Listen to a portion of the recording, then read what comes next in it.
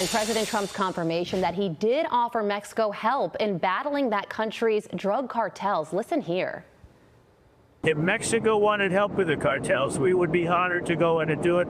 I told her that I would be honored to go in and do it. The cartels are trying to destroy our country. They're evil. But she is so afraid of the cartels that she can't even think straight. The Mexican president saying just a day earlier U.S. military action inside Mexico was unacceptable and not necessary. Joining me now is Senior Advisor for Customs and Border Patrol Chief Ron Vitello. Chief Vitello, good morning to you. I mean, could you imagine if the U.S. military was allowed to go into Mexico and take out these drug cartels? We could do it, and the reign of terror would be over. Mexico and the United States would be safer as a result of this. But the president of Mexico turned President Trump down. What's your reaction to this?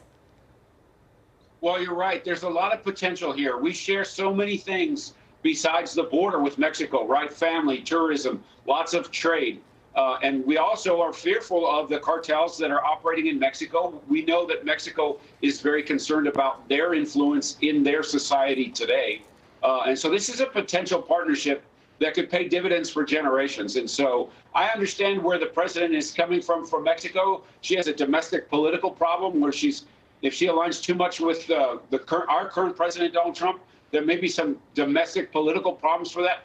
But operationally, as somebody that worked on the line that understands the power of these cartels, this would be huge on the potential side. Us going down there and helping them eradicate some of these kingpins, bring the temperature down, give the governance of all of the states in Mexico back to the government versus the cartels. And so it has lots of potential.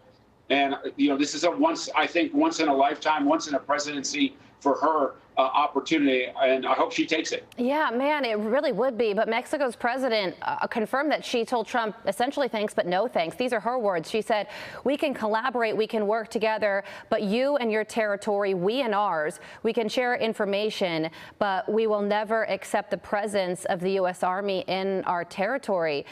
So you say that this could be politically unpopular for her to do, or could she actually be afraid of the Mexican drug cartels, as the president suggests?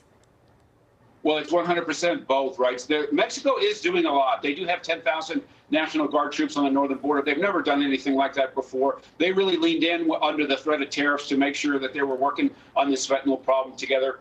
Kristi Noem, the Secretary of DHS, has spoken directly with the Mexican president to make sure that they're keeping up their end of the bargain as it relates to our shared responsibility on the border. But obviously more can be done, and it is to the benefit of the Mexican citizens and to the U.S. and obviously our border communities. And